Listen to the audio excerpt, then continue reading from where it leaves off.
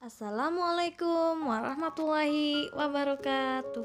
Ananda Soleh-Soleha, bagaimana kabarnya hari ini? Semoga kita semua selalu berada dalam lindungan Allah Subhanahu wa Ta'ala. Amin, amin ya Rabbal 'Alamin. Ananda Soleh-Soleha bertemu lagi dengan Ustazah Neneng. Hari ini kita akan belajar tematik, yaitu tema 9 tentang menjelajah angkasa luar. Subtema 3, tokoh penjelajah angkasa luar, yaitu pembelajaran 1, pembelajaran 2, dan pembelajaran 3.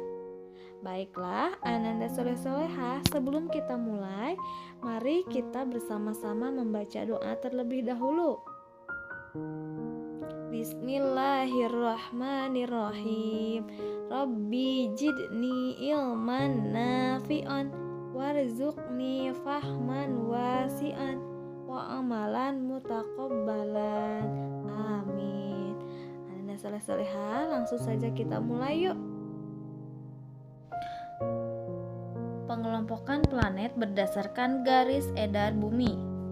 Galileo Galilei adalah seorang ilmuwan asal Italia kelahiran tahun 1564.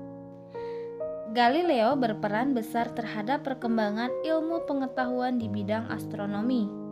Astronomi adalah ilmu yang mempelajari berbagai benda langit dengan sifat dan gejalanya. Berbagai penemuan Galileo dianggap sebagai sumbangan terbesar bagi perkembangan ilmu astronomi zaman sekarang. Awal mula perkembangan ilmu astronomi ditandai dengan ditemukannya teleskop. Galileo merupakan orang pertama yang menggunakan teleskop untuk mengamati langit. Galileo mengembangkan teleskop buatannya sendiri untuk kepentingan dalam meneliti benda-benda di luar angkasa.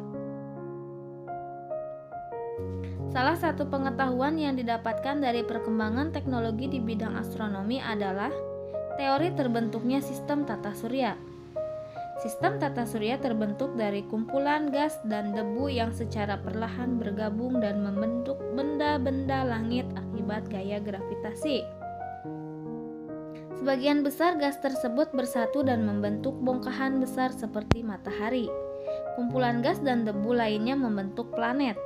Beberapa material yang tidak tergabung dengan matahari dan planet akan membentuk bongkahan kecil yang melayang jauh dari matahari, yang dikenal sebagai komet.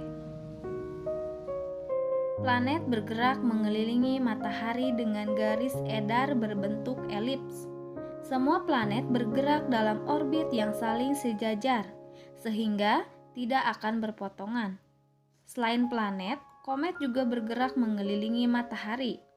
Namun, lintasan komet berbentuk sangat lonjong dan berada di antara lintasan planet luar. Berbeda dengan planet, pada saat melintas di dekat matahari, ekor komet akan berpijar menjauhi matahari akibat adanya dorongan angin matahari.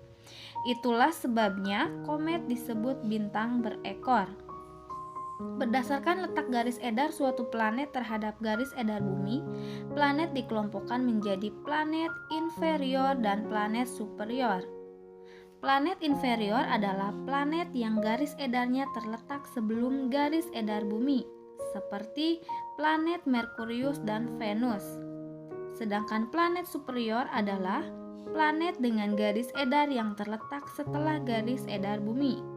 Oleh karena itu, planet Mars, Jupiter, Saturnus, Uranus, dan Neptunus termasuk ke dalam kelompok planet superior.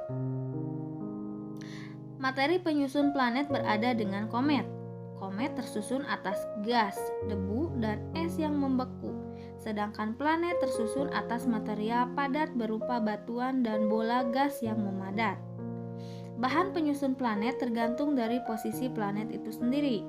Planet yang posisinya dekat dengan matahari, seperti Merkurius, Venus, Bumi, dan Mars, tersusun atas batuan dan logam. Planet yang posisinya jauh dari matahari, seperti Jupiter dan Saturnus, tersusun atas gas hidrogen dan helium.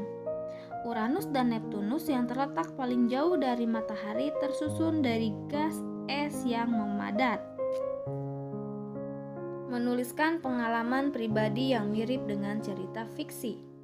Cerita dibuat berdasarkan khayalan atau imajinasi pengarang yang belum tentu terjadi di dunia nyata.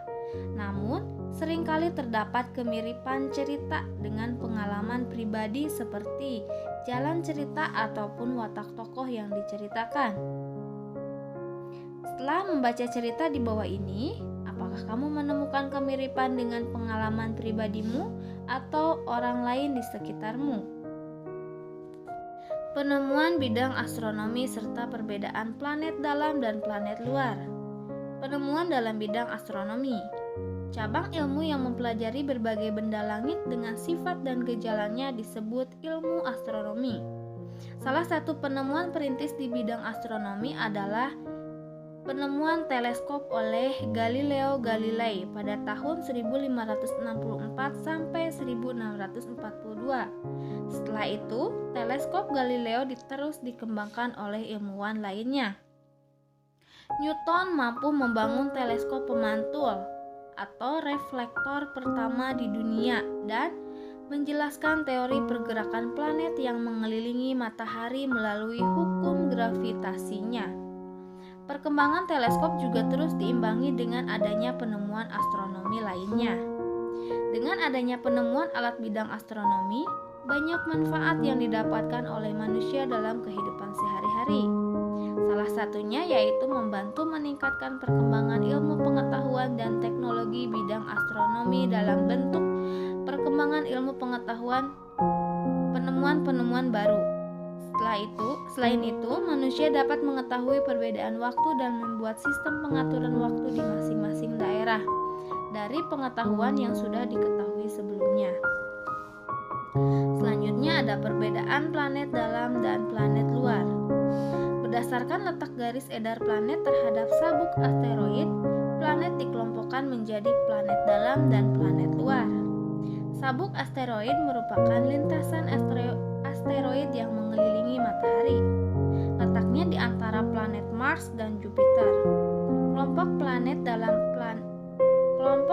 dalam adalah planet dengan garis edar di dalam sabuk asteroid atau sebelum planet Mars. Contohnya, planet Merkurius, Venus, Bumi, dan Mars. Planet luar yaitu planet dengan garis edar di luar sabuk asteroid atau setelah Jupiter. Planet luar terdiri atas Jupiter, Saturnus, Uranus, dan Neptunus. Menceritakan pengalaman pribadi yang mirip dengan cerita fiksi. Sebuah cerita biasanya berisi tentang imajinasi pengarang. Selain unsur tokoh, watak tokoh, dan jalan cerita, cerita juga mengandung pesan moral atau amanat yang ingin disampaikan oleh pengarang. Pesan moral disampaikan melalui watak tokoh dalam cerita. Pesan moral tersebut dapat diterapkan dalam kehidupan sehari-hari. Bahkan, kemungkinan pesan moral tersebut pernah menjadi bagian dalam pengalaman pribadi atau orang lain di sekitar kita. Mengenal seni patung dan contohnya. Patung adalah karya seni yang berwujud 3 dimensi karena memiliki ukuran panjang, lebar, dan tinggi, serta dapat diamati dari segala arah. Dalam membuat karya seni patung tidak terlepas dari unsur-unsur pendukung berbentuk patung, yaitu garis, warna, tekstur, raut, bentuk, ruang, volume, dan gelap terang. Bahan untuk membuat patung beragam, seperti tanah liat, kayu, maupun campuran logam. Patung monumen dibuat sebagai peringatan suatu peristiwa ataupun sebagai bentuk ekspresi diri dari seniman. Terdapat pembagian jenis patung berdasarkan beberapa hal seperti cara pembuatan, posisi, dan fungsi patung. Jenis-jenis patung sesuai fungsinya, antara lain sebagai berikut. 1. Patung monumen sebagai peringatan peristiwa bersejarah. Yang kedua, ada patung dekorasi sebagai penghias bangunan atau lingkungan. Yang ketiga, ada patung miniatur sebagai tiruan berbentuk kecil dari suatu benda. Modernisasi dalam bidang transportasi darat. Buzz Aldrin adalah salah seorang astronot yang pertama kali menginjakkan kakinya di bulan pada tahun 1969. Penjelajahan Buzz dan penelitian lain ke bulan menggunakan pesawat ulang-alik. Hal ini menunjukkan bahwa telah terjadi kemajuan teknologi di bidang transportasi. Manusia telah mampu menciptakan suatu alat transportasi yang sebelumnya tidak ada untuk memberikan kesempatan manusia melakukan penjelajahan ke angkasa luar. Kemajuan teknologi transportasi sekarang telah menunjukkan kemajuan yang pesat, baik transportasi darat, air, dan udara. Sarana dan prasarana transportasi juga semakin baik dan lengkap. Sarana transportasi adalah alat yang digunakan untuk mengangkut manusia ataupun barang, antara lain mobil, sepeda, motor, kereta api, bis, dan truk. Sedangkan prasarana transportasi adalah alat penunjang kelancaran pengangkutan seperti jalan raya, jembatan, terminal, dan stasiun. Pada zaman dahulu, manusia masih menggunakan alat transportasi tradisional dengan tenaga manusia seperti beca, sepeda, dan gerobak dorong. Selain itu, tenaga hewan juga digunakan untuk sumber tenaga menjalankan delman dan pedati. Seiring berjalannya waktu, alat transportasi yang digunakan berganti menggunakan sumber tenaga mesin. Dengan adanya alat transportasi modern, waktu tempuh menjadi lebih cepat meskipun jaraknya jauh. Alat transportasi modern terdiri dari kendaraan penumpang seperti sepeda motor, mobil, bis, dan dapat berupa kendaraan angkutan barang seperti truk serta kereta api barang. Jarak yang mampu ditempuh juga beragam, mulai dari jarak dekat ataupun jarak jauh.